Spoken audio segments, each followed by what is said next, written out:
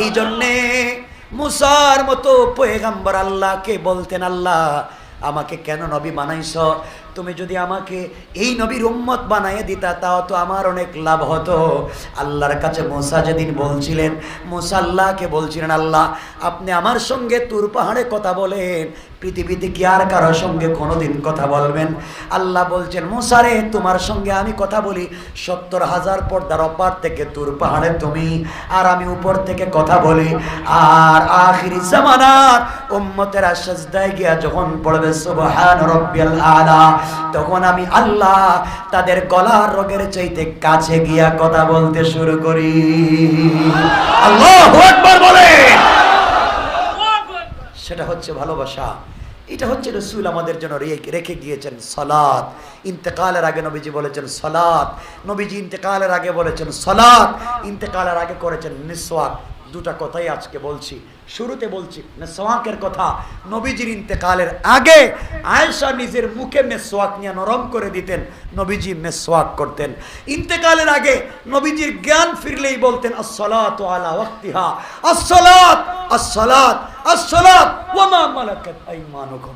এই জন্য নামাজ সব সময় পড়ব ইনশাআল্লাহ। বলেন ইনশাআল্লাহ। আমাকে আজকে কথা দিন এতটুকুন, আমরা নামাজ পড়ব বলেন সবাই। কয় ওয়াক্ত বলেন? ইনশাআল্লাহ। আল্লাহ কবুল করো। এখানে অনেক সবাই ব্যবসায়ী, ব্যবসায় উল্টাপাল্টা করবেন না, ব্যবসায় কখনো 2 নম্বরই করবেন না। কারণ ভাই শোনেন, আমি বলছি, আমার দিকে তাকান, আমি যে জান্নাতে যাইব কোনো গ্যারান্টি নেই। আয়াতের কোনো জায়গায় কোরআনে লেখা নাই যে হুজুর জান্নাতি, বরং হাদিসে রাসূল বলেছেন, হাদিসে কুদসিতে আল্লাহ বলেছেন সর্বপ্রথম যার বিচার করব তারা হলো আলেম। জিগাইব হুজুর কি ওয়াজ করছিলেন, এদিকে আসেন, আমল কি করছেন, আসেন হিসাব দেন। আমরা বলবো আল্লাহ এই যে সারা জিন্দগি 40 বছর ওয়াজ করছি, আল্লাহ কব তুই বাটপার, ওয়াজ করছস মানুষে বাহবা দেওয়ার জন্য, ওয়াজ করছস টাকার জন্যে, আমি আল্লাহর জন্য করস নাই, জাহান্নামে যা। আল্লাহ বলবেন কিন্তু ব্যবসায়ীদের সম্পর্কে আল্লাহ বলছেন কোরআনে, রিজালুল্লাহ তুলহিহিম তিজারাতুম ওয়ালা বাইউন আন যিকরিল্লাহ। যে ব্যবসায়ী ব্যবসা করতে গিয়ে নামাজ বাধা হয়ে দাঁড়ায় নাই, নামাজ ঠিকমতো পড়ে ব্যবসা করেছে, ওই ব্যবসায়ী বিনা হিসাবে রাসূলের সঙ্গে জান্নাতুল ফিরদাউসে যাবে। এজন্যে শ্যামবাজারের ব্যবসায়ী ভাইদেরকে 2 হাত জোড় করলাম, 2 হাত জোড় করে তোমাদের পায়ে ধরে বলছি, ব্যবসা করেন, হালাল করেন, বাচ্চাদেরকে হালাল খাওয়ান, ব্যবসা করেন, 5 ওয়াক্ত নামাজ পড়েন ইনশাআল্লাহ। কিছু বললেন না? হারাম খাবো না, হারাম লেনদেন করব না, চাঁদাবাজি না, শয়তানি না, কালো ব্যবসায়ী মানে কালো টাকার ব্যবসায়ী কিছু করব না। যারা সবজি ব্যবসা করেন ওই ভালোটা উপরে রাইকা খারাপটা ভিতরে রাইকেন না। যারা মাছের ব্যবসা করেন অরিজিনালটা সামনে রাইকা আর ওই যে ফ্রিজেরটা পরে দিয়ে দিলেন ব্যাগে, করেননি কেউ? সব অলিয়া উলিয়া দেখতেছি, সব অলিয়া উলিয়া।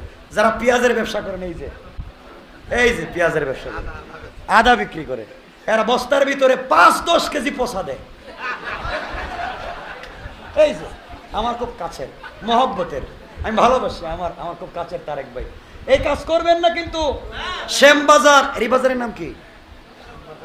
পেঁয়াজপট্টি সহ সবাইকে বলছি, পুরো শ্যামবাজারকে বলছি আল্লাহর ওয়াস্তে, আদা, পেঁয়াজ, রসুন, মাছ, মাংস, গোশত, এরপরে গ্রোসারি যা আছে, ডেট সবজির চলে গেলে, ডেট কোনো জিনিসের চলে গেলে নিজের হাতে ডেট লাগাইয়েন না ইনশাল্লাহ। কন না? আর এই যে কাপড় ব্যবসায়ী আছে, এই যে এরা কাপড় পচে গেলে এইটারে গাঠির ভিতরে ঢুকাই দেয়, এই কাজ করে না ভালো। এই যে আরেকজন আছে ভালো, আরো বলছি, এরা দেশের কাপড় রে বিদেশি প্যাকেটে ঢুকাইয়া বিদেশি বলে সেল করে। এরা করবেন না, এরা আমার লোক, এজন্য এদেরকে বলতেছি, আমার অধিকার আছে। এরা করে ব্যবসা করে না। বাংলাদেশে আপেল আঙ্গুর এখানে আই না, আর মালটা এখানে আই না। দেখবেন লাগাই দিছে এটা মিশরি, প্যাকেট লাগাই দিছে মিশরি। করবেন না এগুলা বললাম। আমি বলতেছি আমার জন্য না, আমি বলতেছি আপনাদের জন্য, কারণ আল্লাহর কাছে হিসাব দেওয়া লাগবে। করবো না ইনশাল্লাহ? ওজনে কম দিব না। যারা বিশেষ করে মাংস, গোশত, মাংস বললে কষ্ট পান, আরে মাংস বললে কষ্ট পাবেন না, মাংস বললে তো কষ্ট পাওয়ার কত অন্যরা। গোশত হোক মাংস হোক যাই হোক, ওজনে কম দিবেন না। দেখা যায় 10 কেজি দেখাই দিছে, বাড়িতে নিয়ে দেখা যায় 8 কেজি হয় না। হয়নি এটা? হয়নি? হয়। রেস্টুরেন্ট যারা ব্যবসা করেন, ব্রয়লারের মুরগ খাওয়াচ্ছেন, কক মুরগ বইলা, সাবধান। আল্লাহ জানি মিশা কইলাম নাকি তা, এগুলা করেননি। এরপরে ওই পুরাতন 6 মাস আগের এই যে মহিষের গোশত, গরুর গোশত বলে চালাই দিতেছে। ঠিক? ও ভাই, তোদের পায়ে ধরছি, আল্লাহর ওয়াস্তে পায়ে ধরছি। কেমনে বললে বুঝবেন কোন? আপনারা বলেন ঘরে ঘরে গিয়ে পায়ে ধরতে ধরবো, তারপরে এগুলা কইরেন না। একসাথে জান্নাতে যেতে চাই, রসুলের সামনে তো হাউজে কাউসারের পানি পান করতে চাই। রসুল বলবেন, এই পাবলিক রে ঠকাইয়া এখন আমারে ঠকাইয়া পানি খাইতে ইসুস। কইরেন না এগুলা, কইরেন না এগুলা। বহুত লোক আছেন মুরব্বী বাবা, নিজের মেয়েরা সম্পত্তি দেন নাই ঠিক মতো, ছেলেরে দিছেন, মেয়েরে দেন নাই। আর আপনি এই এলাকার মুরব্বী আরেকজনের বিচার করেন, হকের বিচার। আপনিই তো নিজের বউরে হক দেন নাই, আপনিই তো নিজের মেয়েরে হক দেন নাই, ঠিক কিনা বলেন? নিজের বউরে হক দেন নাই, নিজের মেয়েরে হক দেন না, আপনি আরেকজনের হকের বিচার করেন। কষ্ট পাইলেন আমার কথায়? আজকের থেকে কারো হক মারবো না, আমরা সবাই একসাথে চলবো। ধর্মে ধর্মে মারামারি নাই, বলেন নাই। আমরা সাম্প্রদায়িক দাঙ্গা করব, ফিতনা ফাসাদ করব। আমরা সবার কাছে রসুলের চরিত্র নিয়ে দাওয়াত দেব ইনশাআল্লাহ। আর মুরব্বী বাপদেরকে বলছি, নামাজের যুবকেরা যায়, দাড়ি নাই, প্যান্ট চলে গেছে টাকনুর নিচে, মাথায় টুপি নাই। এই ছেলে, কয়দিন থেকে নামাজ শিখছ? প্যান্ট ঠিক নাই, দাড়ি নাই, টুপি নাই, যাও পিছনে যাও। এগুলা কইরেন না।